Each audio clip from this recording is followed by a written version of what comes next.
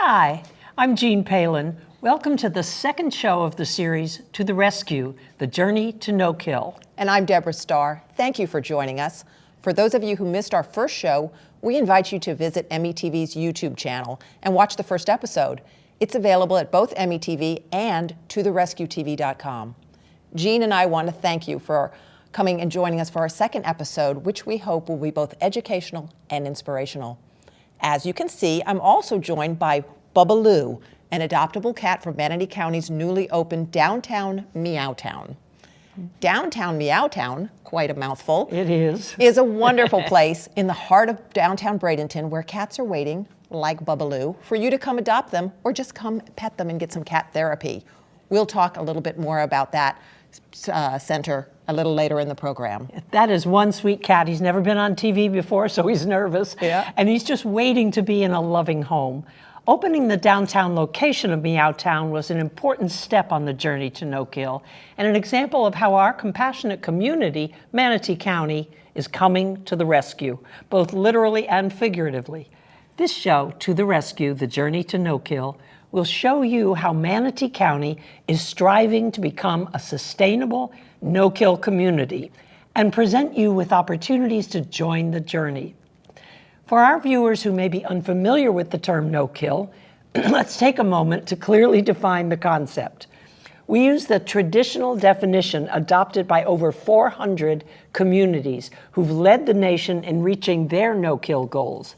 A no-kill community commits to not killing dogs or cats, even when the shelter is full, reserving euthanasia for terminally ill animals or those considered dangerous to public safety. As a benchmark, at least 90% of the animals entering the shelter are expected to be saved. Happily, some of the 400 no-kill communities around the country now consistently reach a 96 to 98% save rate. Now that's a great goal to shoot for. That is really a great goal. No-kill is only possible, though, when a community makes a commitment, as Manatee County did in 2011. Now united under the umbrella coalition Manatee United for Pets, we collectively concentrate on both of the important factors that add up to the no-kill equation. Stop the flow of animals coming into the county shelter and get the ones who are in there out. Bubba Lou gets it. He gets it. Stop the flow, get them out. To the Rescue will share stories of these efforts that speak to both of these factors. Last week, we shared an important program designed to stop the flow, the Free Ride program, which is administered by the county to get lost pets home without the expense and stress of impound.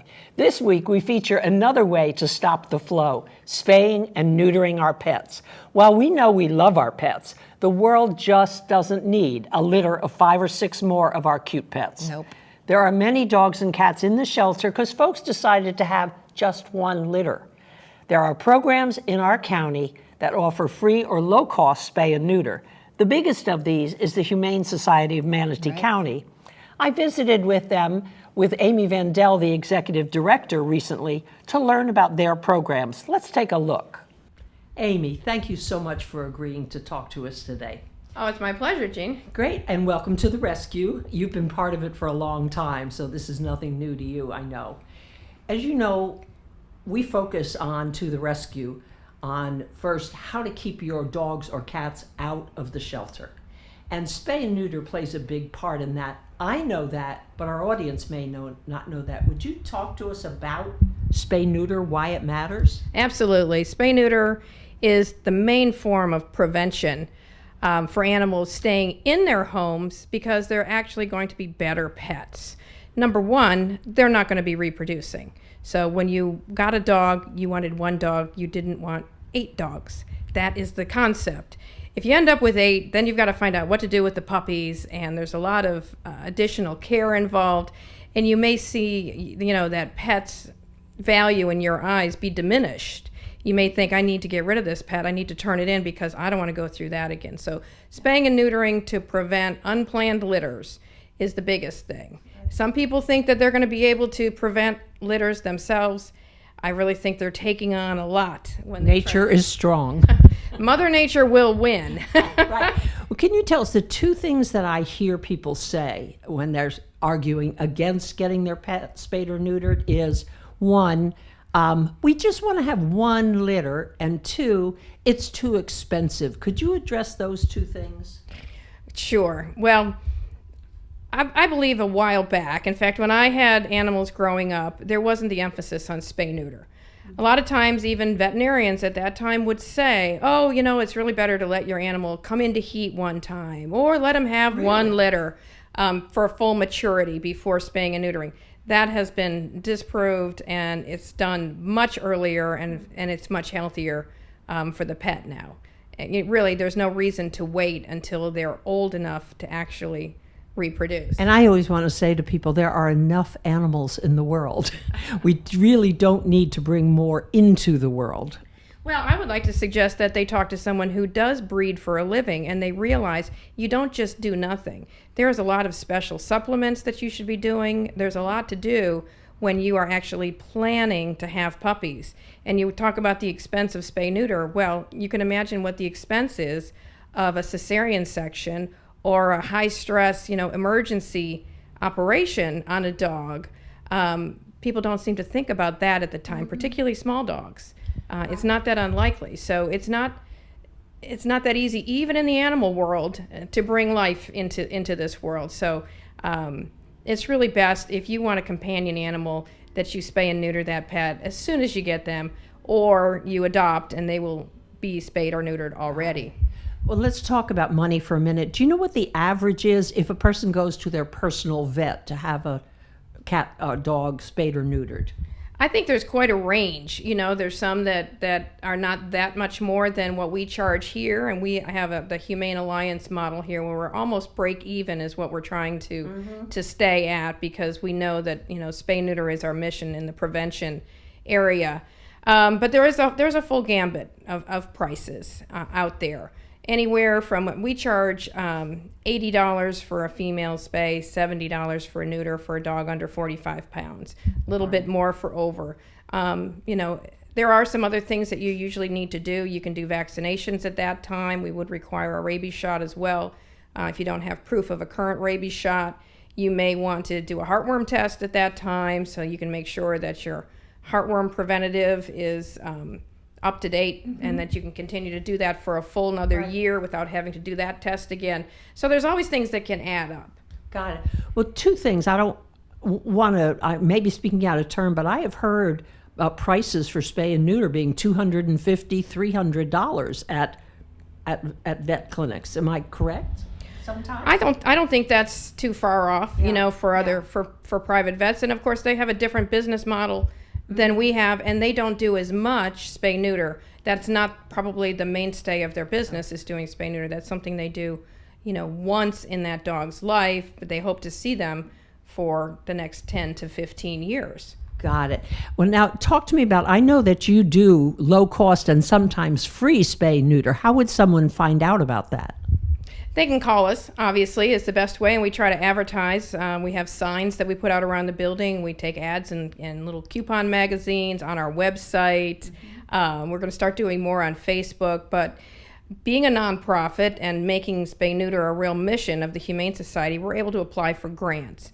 PetSmart Charities has been wonderful to us in helping us so that we can really address pit bulls here in Manatee County. We have done over 500 pit bulls over the last 2 years, and all of them have been microchipped at that time, so that they have an actual way to know where this dog is supposed to be returned to if it ever gets lost or picked up by animal services. That's a wonderful mission. Oh, it is. Yeah. We're on tap to do another 300 this year.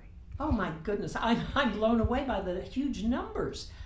And that's just pit bulls or pit mixes. Pit type dogs. And Exactly. how many overall? Can you give me some numbers? Because I'm still blown away by it. How many do we do? No, Yeah. We have done, since we became a Humane Alliance model clinic, over 30,000 Oh my spay neuter gosh. surgeries. I don't even know where We to do go with that. approximately, 30 to 35 a day, and that includes feral cats, community cats, Yes. which is having a huge impact on Manatee County not euthanizing cats Yes. at the rate that and they used reducing to. the number of feral cats that are out It there. is. It really is.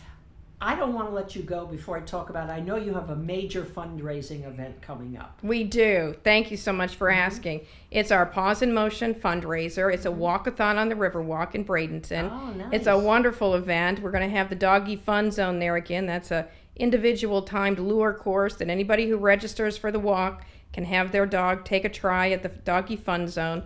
We'll have vendors, entertainment, food vendors, raffle prizes. Nice. We expect about 250 walkers. We'd love to break 300 this year. It's March 7th. Get down there between 8 and 9 a.m. The 1 mile fun walk starts at 9. We have all kinds of things going on, and we have a drawing contest for kids, elementary age kids. We're going to be displaying the winning artwork there, as well as just really having a fun time with everybody with their dogs. Sounds great. Any last things you wanted to get in? I know you wanted to say something about a recent Yes. hire. We are very excited. We have now hired, and he should be starting very soon. It's called Pets for Life Manatee, and it is a community outreach coordinator who's going to work with us and with some of our partners, including Manatee County Animal Services, Honor Animal Rescue, Animal Network, to really coordinate our efforts and address the areas where animals are being turned in the most or picked up stray the most, to really address those segments of the community, to connect them with resources, free resources. And I hear he's Spanish speaking, which will And he help in the speaks Spanish. effort. It definitely will. Yes. Wonderful. We're so excited to have him start This time January. has flown by. It's just flown by. But I so admire the work that you do here, and it's such a huge part of helping Manatee County become a no-kill county. So Thank you, Gene. I really appreciate it. And of course, we'll be opening our expanded clinic soon, too. Yeah. Any last messages for the public? Oh, well, I think we're going to have a spot that's going to come up that's going to talk more about our Paws in Motion Walkathon. So please go online, firstgiving.com, and register and look for our opening celebration of our new clinic sometime in mid-2015. Thank you. Thank you. Thanks, Amy. Jean. So we've seen through the Humane Society, and as Bubba Lou promised, how we can keep animals out of the shelter. And now we're going to talk about how we get animals into good homes. And we're very fortunate to be joined by a wonderful couple, very versatile couple who runs Almost Home Rescue. And please welcome to the studio, Mary Lou and Alex Kinlaw. Welcome. Thank you. And would you introduce your companions? This is Romeo. And this is Juliet. And talked about their breed. They're Jack Russell Terriers, and Jack Russell Terriers are little hunting terriers. These two are very young and active, High energy. high energy, You and bet. we don't adopt them out to people without fences Oh. because of that. Yeah. So they're adorable companions and wonderful little dogs. And you got them together. We did. They arrived from the Panhandle of Florida, from a kill shelter up in the Panhandle, to us with their names attached. So we think they're brother and sister. We're not sure. Okay. Oh, really? And so tell us about Almost Home, about your rescue. How long have you been doing Jack Russell Rescue? Jack Russell Rescue, as Almost Home Rescue of Florida, has been in existence since 2009 as a nonprofit. I had done Jack Russell Rescue before with a national Jack Russell Rescue, but we started in 2009 on our own here in Florida to rescue predominantly Jack Russells and other small terriers. I see. So you take mixes as well. Oh yeah, we take all kinds of, as a matter of fact, we've had German Shepherds, Huskies, we've had, you name it. But normally we end up with these because nobody else really wants to deal with these. So what's the special challenge with Jack Russells? Why are you attracted to them, and what do people need to know before they want to adopt, for instance, these two? Well, they're highly intelligent.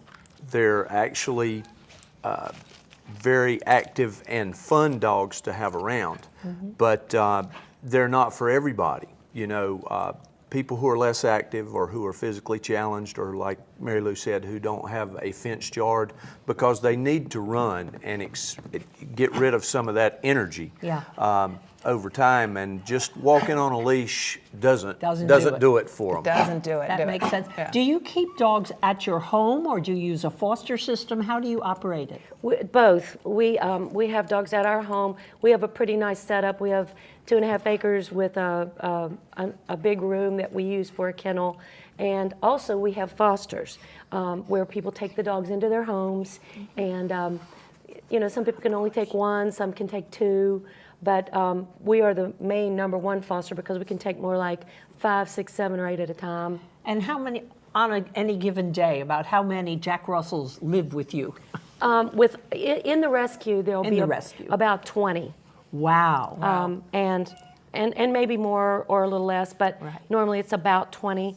And we try to keep it at that because Right. they are not easy to adopt out because we're very picky about who we send them to. Yes. We have a long list of qualifications because they're not Cocker Spaniels or Poodles. They're Jack Russell Terriers. Right. Well, let me change the topic just a minute. I know that you are the band also, right?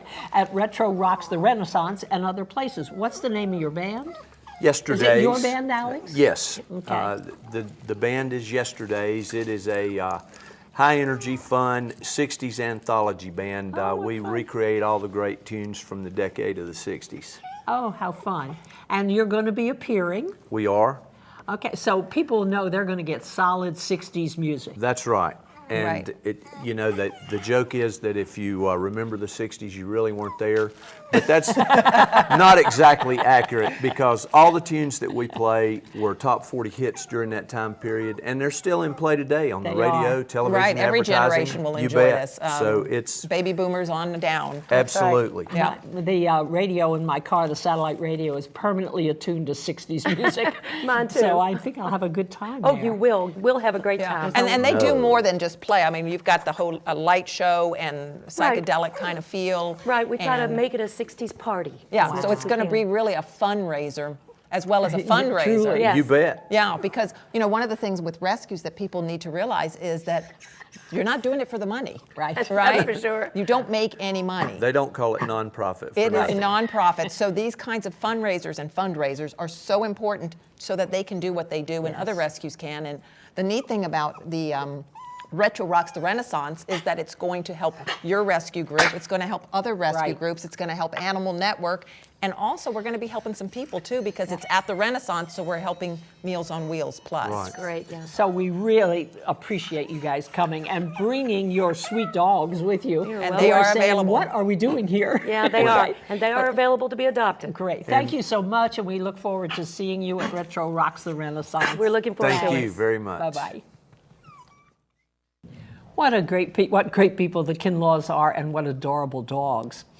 The fundraising sounds like a good time also. Oh, it's going to be fun. And I know today we have Trish Antonelli of Dog Phonics with us again, and she and Phoenix, the Wonder Dog, are going to give a special performance at the fundraiser. They are. They're a big feature. People are going to be able to get their pictures taken Right. with them. And Phoenix is going to be doing some special dancing, and he's going to get into that whole hippie vibe. Great.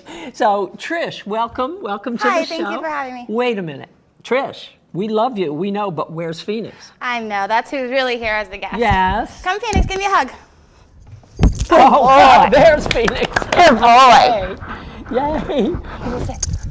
That's great. Well, please sit down. We don't want her leaping up again. Right. So tell us, we heard that Phoenix may be doing a very special dance at Retro Rocks the Renaissance. Yes, ma'am. We have been working very hard. I have been teaching him to dance, syncing all of his obedience and tricks to music Oh to my make it more gosh. of an entertaining demonstration than just the average show. Oh, that's wonderful. That'll be exciting.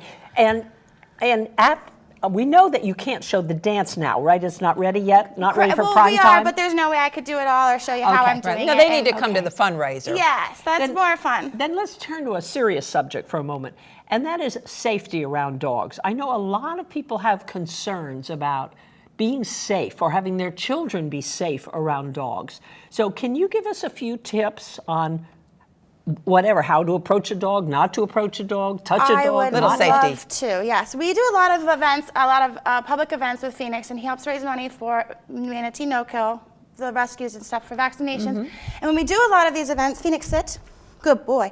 We do a lot of these events. I will have parents walk up their children, and they may be about under the age of 5, and everybody wants to come up and give Phoenix a hug and go, "Hi, Bobby," like that. With a dog you don't know, even though Phoenix is a good dog, I always cautiously take that moment to tell people how to properly greet a dog. Phoenix is very well behaved, but not all dogs will be. Usually when you grab their face and you make them to where they cannot get away from you, they start to growl. Yes. And unfortunately, children aren't ready to pay attention to all the body language a dog can give. Therefore, they miss the cues and then the dog bites. Yes. So a lot of it is just respecting that dog space. And not space invading. That is a big thing as humans we like to do. We like to cuddle with the dogs and show them how much we love them. But sometimes the initial meeting is not the time to do that. Yes, I've had very scary times when I have a foster dog, walking them in crowded places and little children rush up. They do. To do something. And I always feel like, the Grinch that stole Christmas when I Right. say, no, stop. And you're Don't do absolutely that. right. And as soon as you say that, they put up a wall and go, "Oh, is the dog mean?" Right. No, the dog is not mean, but you're looking out for their safety. Right, Yes. right. So basically, any child should be taught to always say, "Can I May pet I your pet dog? your May I dog?" pet your Yes. dog?" And are there good places to pet a dog and not so good places? I particularly like, Phoenix, can you sit, please? Good job. I tend to pet underneath here in the chest region. They can't get here no matter how hard they try. The dogs can't. So in turn, when you're doing this, you're keeping them up, looking confident. They love it. You're keeping their Really? head and their eyes on you. So you're essentially taking away the distractions by making them focus on you with just a simple pet.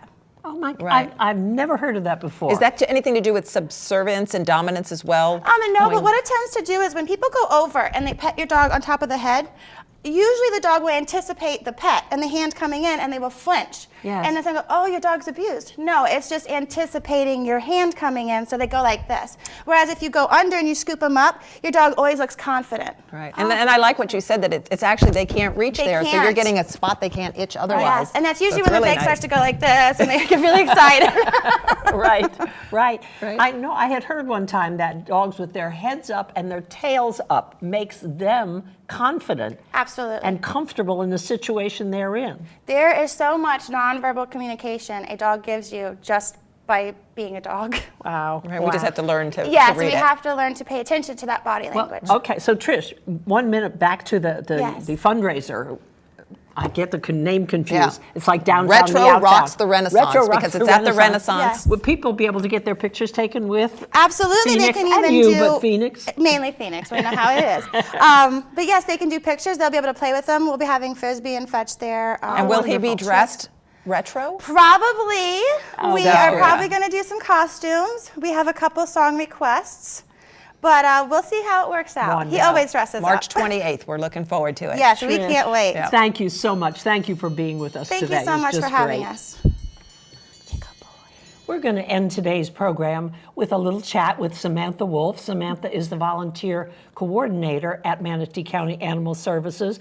She's going to talk to us a little bit about downtown Meow Town, right, Sam? Definitely. Yeah, it took a while to find the perfect name, but we're in the heart of downtown Bradenton, and we do feature cats all throughout the week and take care of them, all volunteer ran. And I'd love to teach people to, what we're doing and how they can become a part of it. Yeah, I just learned how to be a volunteer at downtown Meow Town the other day, and it's really a wonderful experience because you get to actually see the cats, pet the cats, give Clean them up a little after the love. cats. Clean up after the cats. Feed the cat. Right. There's a Tell lot us- of work, isn't there? Yeah, it's very rewarding, but it is a responsibility. So for volunteers to come in every morning to clean, to feed, and to also look at all of the physical aspects of the cat to make sure that they're healthy, it's a big responsibility to make sure everyone is safe and sound. Now, if someone wants to come to downtown Meow Town, what hours are you open? Well, we're closed on Monday. We still have volunteers that come to take care of the cats, but just to come and get a tour, Tuesday through Friday, we are open from 10 to 6 as of now. Saturday, we have 10 to 4, and Sunday, we will be doing 11 to 3. So you're open on Sundays too, which is great. So really, there's no excuse if you want a cat and you've got kittens and cats And the rooms are adorable, so I Right. really encourage everyone to come because the rooms are so cute, just going in and seeing how creative you were able to be. Yeah, we wanted to make Yeah. it fun for people to come that want to bring their kids to come and learn about cats and proper pet education. Yeah. But it's great that each cat can go into a separate room that fits their personality needs. So the kittens are with kittens, the older fat cats get to go and relax up in their balconies, so it's great. Right. What if somebody just wanted to come in and pet cats? Is that okay? That is totally okay. I Really? want these cats to be social. I do ask, everyone sanitize their hands and they keep calm as much as they can, but it's a great therapy for anyone that works nearby. They come in on their lunch breaks just to relieve some stress. It's the opposite of people walk dogs and pet cats. Is that Exactly. right? It helps with lower your blood, if you have a high blood level or cholesterol, blood pressure. Right. And if work is stressful these days, so to come and just relax and kind of zone out and be one-on-one with one of these purring cats, you can feel a lot better. I also know what people will find out. I went in the other day, and there are 3 or 4, and sometimes cats to a room, a big room, and they get along fine. Yeah, we try and introduce the cats as slowly as possible to feel out how they'll react, but we don't want to stress them out and put too many in a room, and that's the problem we were having at Animal Services in Palmetto, too many cats in one space. I So see. this is So a they good have their little own solution. pads. Oh yeah. So Very every cool. cat, I keep calling it the cat house, which I think is not appropriate. Okay. So downtown Meowtown, it is open. Every cat there is ready to be adopted. Exactly. We want to make sure everyone's microchipped, rabies vaccinated, spayed and neutered. So Wow. after I go and make sure that his record is good, he'll just come and follow me over there too. So That they is can come down wonderful. and you can adopt Bubbaloo. You can come and get this guy. He's super friendly and he loves to snuggle, which is some cats don't. So if you want a lap cat, this guy's awesome. Well, Sam, thank you so much for being here, for telling us about Bubbaloo and about downtown Meowtown. We really appreciate it. Great. Thank Thanks. you. Thanks. So remember to mark your calendars for March 28th, Saturday night at the Renaissance for Retro Rocks the Renaissance. It's going to be a real fundraiser. Slick's Garage is going to have 60s cars out for Oh, wow. everyone. Remember, you're going to have your picture taken with Phonics. And of course, you all will be here, and there'll be other adoptable animals there. We're going to have kittens and dogs and puppies and cats. And if these two haven't been adopted, you'll be able to meet Romeo and Juliet in person. And Bubbaloo. And Bubbaloo. And Bubbaloo. Right. And there's only 300 tickets being sold. And once Wow. they're sold, the event's closed. So after February 1st, go on to the website that we'll show you and get your tickets and your T-shirts. Wonderful. And that wraps up our second episode of To the Rescue, The Journey to No Kill. We really want to thank the Kinlaws for being here. We want to thank Sam Wolf for being here from the shelter. We want to thank, of course, Trish Antonelli and Phoenix the Wonder Dog and the various animals who have shown up today, too. Thanks for watching. And please share the link with your friends and colleagues. The formula for any movement includes education, enabling, and encouraging. And we hope this program does just that. You can help by spreading the word and making sure you are part of the solution.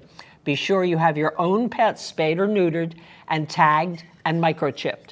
If you can, adopt a pet or foster a pet or volunteer or donate. Find out more at www.totherescuetv.com. I'm Jean Palin. Goodbye. I'm Deborah Starr, and thanks for joining the journey.